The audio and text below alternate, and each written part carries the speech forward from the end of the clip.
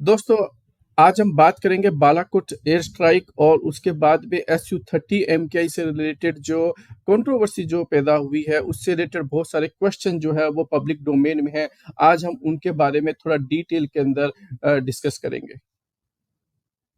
देखिए, जब पुलवामा अटैक हुआ था तो उसका रिवेंज लेने के लिए हमारी गवर्नमेंट ने बालाकोट के ऊपर एयर स्ट्राइक का ऑर्डर दिया था, जिसके अंदर हमने मिराज 2000 का ऑर्डर किया था। और यह जो स्ट्राइक है उसको एक सक्सेसफुल स्ट्राइक कहते हैं, क्योंकि भारतीय एयर फोर्स का कोई भी फाइटर जेट जो है वो क्रैश नहीं हुआ और न ही कोई भी फाइटर जेट जो है वो पाकिस्तान के द्वारा इंटरसेप्ट किया गया।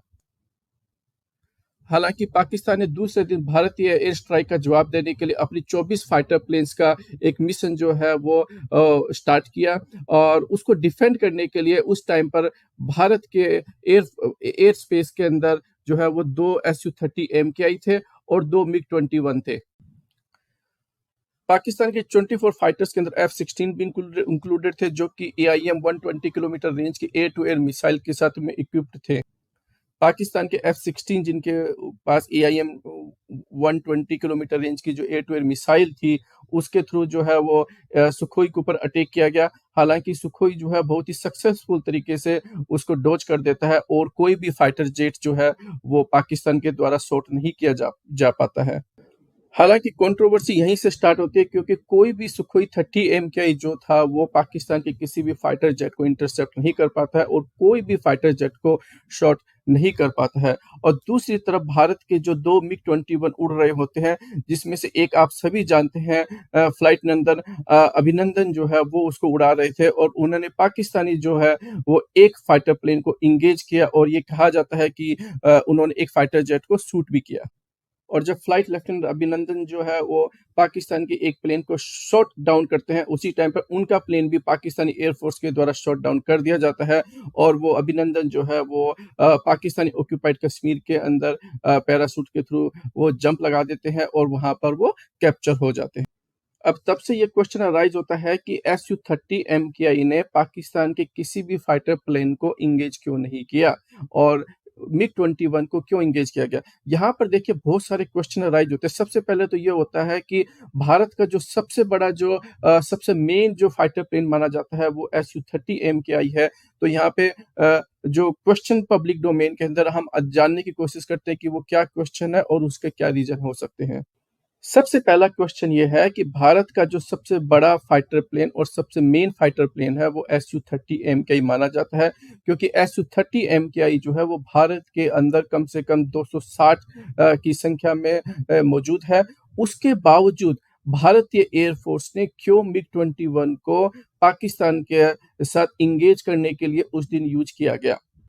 क्योंकि मिग-21 ये सभी जानते हैं, एयर फोर्स के रिटायर्ड पायलट्स भी काफ़ी बार कह चुके हैं, मीडिया के अंदर भी आए दिन खबरें आती रहती है, कोई न कोई मिग-21 जो है वो आए दिन क्रैश होते रहते हैं और उनको फ्लाइंग कॉफ़िन के नाम से भी जाना जाता है। और हम सभी को पता है कि मिग-21 जो है बहुत ही पुरानी टेक्नोलॉजी है, उनके जो कलपुर्जे हैं वो बड़ी आसानी से उपलब्ध नहीं होते हैं और वो एक बहुत ही आउटडेटेड प्लेन हो चुका है। दूसरी सबसे बड़ी बात ये है कि अगर सुखोई 30 MKI प्लेन अगर इंडिया के अंदर इतनी बड़ी संख्या में मौजूद था, तो एयर फोर्स को ऐसा डिसीजन क्यों लेना पड़ा कि उनको भारत की जो एयर स्पेस है, उसको डिफेंड करने के लिए मिग-21 को उड़ाना पड़ा। और इसका क्या कारण है कि भारतीय जो सुखोई 30 MKI है, वो पाकिस्तान की एक भी प्लेन को जो है वो इंटरसेप्ट नहीं कर पाता है और वो एक भी मिसाइल तक को भी लॉन्च नहीं कर पाता है। काफ़ी लोग ये कहते हैं कि SU-30M का एक बहुत बढ़िया प्लेन है, इसकी कैपेबिलिटीज़ बहुत बढ़िया है। और दूसरी तरफ काफ़ी लोग ये कहते हैं कि SU-30MKI के अंदर बहुत सारी प्रॉब्लम है और एयर फ़ोर्स के भी पता है कि इसके अंदर बहुत सारी कमियाँ हैं और इसी वजह से शायद उन्होंने SU-30MKI जो है उसके जो है वो बड़ी संख्या के अंदर उस दिन एयर स्पेस को डिफेंड करने के लिए नहीं लगाए। अब आइए देखते हैं इसको थोड़ा डिस्कस एक-एक पॉइंट के थ्रू इसको डिस्कस करते हैं। सबसे पहले तो ये है कि भारत का जो सुखोई 30 MKI है, उसकी जो एयर टू एयर लॉन्च की जो मिसाइल की जो रेंज है वो 80 किलोमीटर है और पाकिस्तान के पास जो F-16 थे उनकी रेंज 120 किलोमीटर थी। इसका मतलब ये हो गया कि अगर पाकिस्तान का अ, एयर जो फाइटर प्लेन है वो हमारी सुखोई को पहले देख लेगा और पहले ही उसको शॉट डाउन कर देगा, क्योंकि उसकी रेंज 120 किलोमीटर है। दूसरा सबसे बड़ी प्रॉब्लम ये भी है कि अगर हम देखते हैं तो भारत जो है अभी भी आउटडेटेड मिग-21 को उड़ा रहा है, और हम सबको पता है कि Su-30 MKI का प्रोडक्शन जो है वो इंडिया के अंदर होता है। सिर्फ जो इंजन जो होता है और जो उसकी जो किट होती है वो सिर्फ रसिया से आती है। अगर एक हम फ्लाइंग कॉफिन को, एक आउटडेटेड प्लेन को उड़ा रहे हैं, तो क्यों नहीं भारत की जो एयर फोर्स है वो और ज़्यादा मात्रा में सुखोई 30 MKI को इंक्लूड कर ले।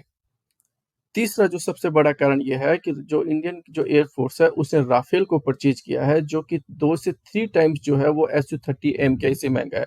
अब यहाँ पर डेफिनिटली ये क्वेश्चन अराइज होता है कि एक एयर फोर्स एक ऐसे प्लेन को क्यों परचेज करेगी जो Su-30 MKI से 2 से 3 गुना महँगा हो। इसका मतलब Su-30 MKI जो है उसकी कैपेबिलिटीज़ जो है वो राफेल की तुलना में काफ़ी कम है। फिर हम अभी ये सभी जानते हैं कि भारत की जो सरकार है उसने भी 2015 में जो 36 राफेल जो ऑर्डर किए थे, उसके बाद से लेके अब तक कोई भी फाइटर जेट जो है उसका ऑर्डर नहीं किया है। हालाँकि जो है वो अभी जो हमारा जो स्वदेशी निर्मित एलसीए जो है उसके ऑर्डर किए हुए हैं, लेकिन उसकी भी जो कैपेबिलिटीज़ है वो राफेल या Su-30 MKI के बराबर की नहीं है। भारत जो है और अब जो एयर फोर्स है वो अपना सारा जो पैसा जो है वो एलसीए MK2 के ऊपर लगा रहे हैं, जिसका अभी तक एक भी फाइटर प्लेन नहीं आया है।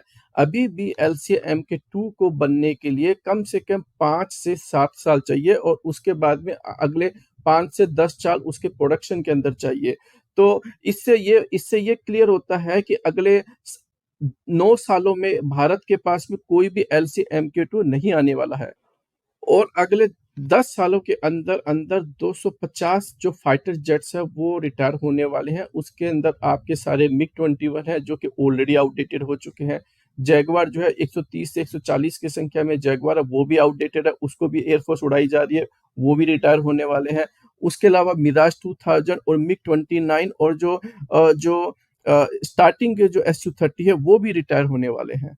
जब इतनी बड़ी संख्या में फाइटर जेट्स रिटायर होने वाले हैं और हमारी जो फाइटर के जो नंबर्स हैं वो ऑलरेडी काफ़ी डाउन हो चुके हैं, उसके बावजूद जो है हम मिग-21 जैसे फाइटर प्लेन्स उड़ाए जा रहे हैं, और हमें ये पता है कि एलसीए MK2 को भी आने में अभी काफ़ी समय लगने वाला है। फिर भी जो है वो एयर फोर्स जो है जो Su-30 MKI जिसका भारत में ही प्रोडक्शन होता है, उसको इंडक्ट नहीं कर रही है, उसका जो है ऑर्डर देने में हिचकिचा रही है। तो ये साथ में ही चाइना की जो बॉर्डर है वो भी काफ़ी हॉट है, और हम चाइना के साथ पिछले 50 सालों में पहली बार उनके साथ जो है वो एक ब्लडी कॉन्फ्लिक्ट हुआ है, और हमारे 20 सैनिक जो है हम उस पे खो चुके हैं। दूसरी तरफ पाकिस्तान की जो बॉर्डर है वो हमेशा से ही उस पे कुछ न कुछ वॉर सिचुएशन चलती रहती है। तो इतना सब कुछ होने के बावजूद भी, और जब फाइटर जेट्स के नंबर्स काफ़ी गिरते जा रहे हैं, और हमें पता है और हमें ये सब पता होने के बावजूद भी हम जो है Su-30 MKI को इंडक्ट नहीं कर रहे हैं। तो ये सारे जो पॉइंट है वैलिड पॉइंट है, आप चाहिए इसको कुछ भी बोल लीजिए, लेकिन ये बहुत सारे क्वेश्चन अराइज़ करते हैं Su-30 MKI के ऊपर। अगर Su-30 MKI एक बहुत बढ़िया प्लेन है, तो फिर कहीं न कहीं पर एयर फोर्स की या हमारी गवर्नमेंट की एक बहुत ही बड़ी प्रॉब्लम है। आई थिंक फिर हमें उनको रिस्पॉन्सिबल बनाना पड़ेगा इस डिले के लिए। दोस्तों, आज का ये वीडियो इतना ही। प्लीज़ कमेंट सेक्शन में बताइए कि आपको ये वीडियो कैसा लगा, और अपना ओपिनियन ज़रूर दीजिएगा, और लाइक और शेयर करना मत भूलिएगा।